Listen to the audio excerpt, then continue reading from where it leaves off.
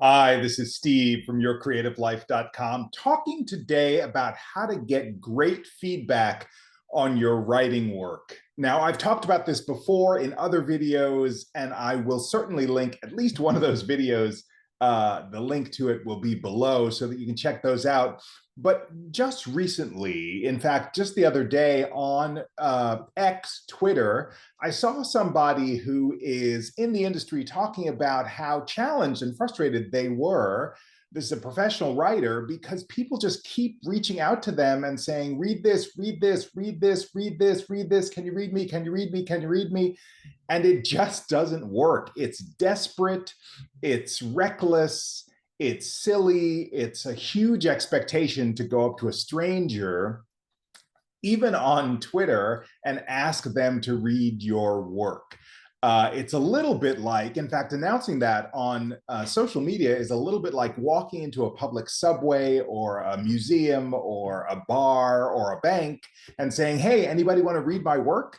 It's the most ridiculous thing I've ever heard. And I think that it could only lead to damage and heartache for any writer who subjects their heart, their writing space to somebody who they don't know, who they haven't vetted, who they don't, who they don't trust.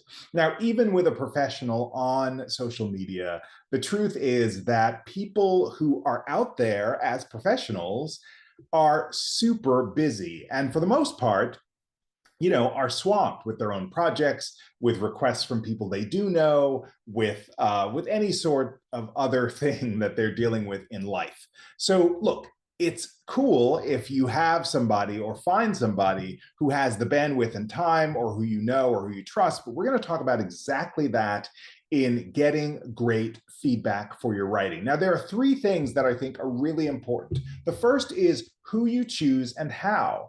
Now, yes, if a person on Twitter, Facebook, the socials is a writing coach or reads people or gives feedback as a rule, as I do with my coaching, as many other people do out there in the interwebs, you can certainly approach them and ask for feedback that you pay for, where you'll get, hopefully, a really clear and really good, really straightforward and really professional responses to your work. So you can do that. You can find a paid person who is wonderful and diligent, who you trust and who is worth it.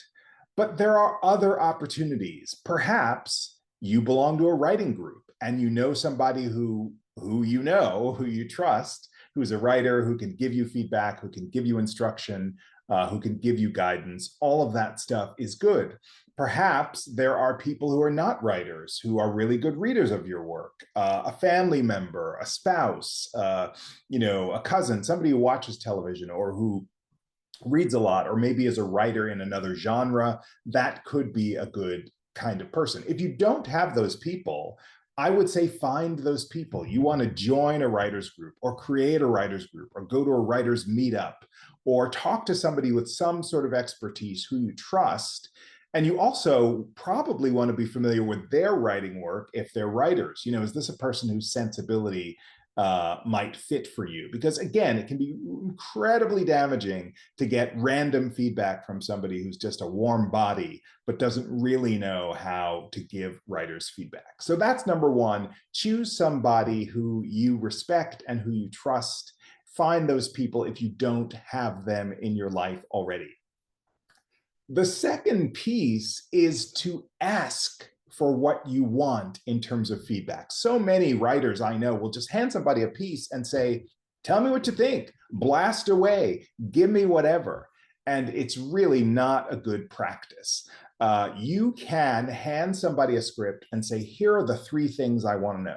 Here are the five things I want to know. Here are the two things I want to know. Here's what I'd like you to focus on. I want to hear about the characters. I want to hear about the story. I want to hear about the dialogue. I want to hear about the drama. I want to hear about, is it funny enough?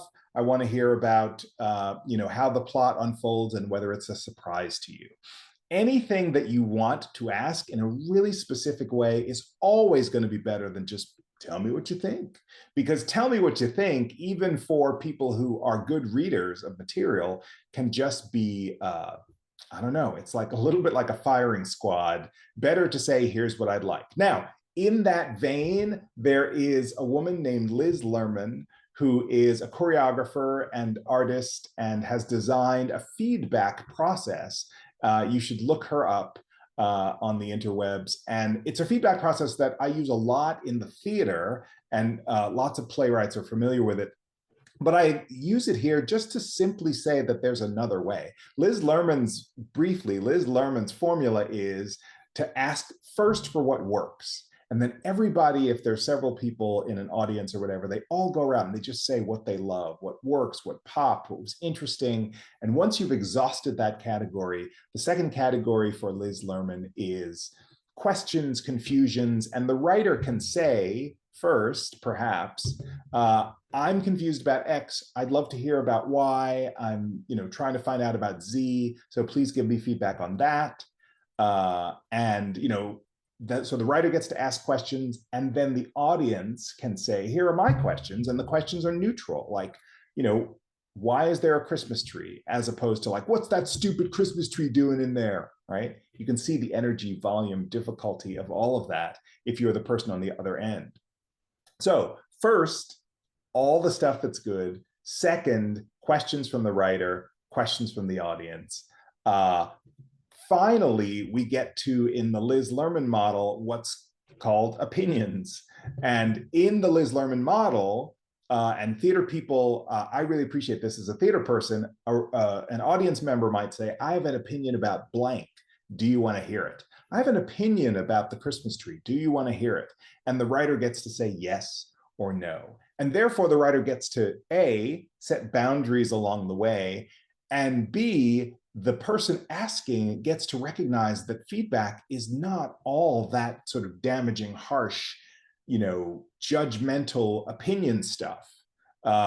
It doesn't have to go to that incisive, this doesn't work, and that's stupid, and right? So it gives you the chance as the writer to say, no, I'm not interested in hearing that. Anyway, that's probably a little farther than you might want to go in the world of TV and film, because lots of people in the professional world and in the workshopping, writers group world in TV and film don't really go that far, but it's there to tell you what's possible. You can ask for anything you want. You may or may not get it from the person if they don't respond well, but you can set boundaries, and you don't have to just say, fire away, give me whatever, be really harsh, which I think is very damaging.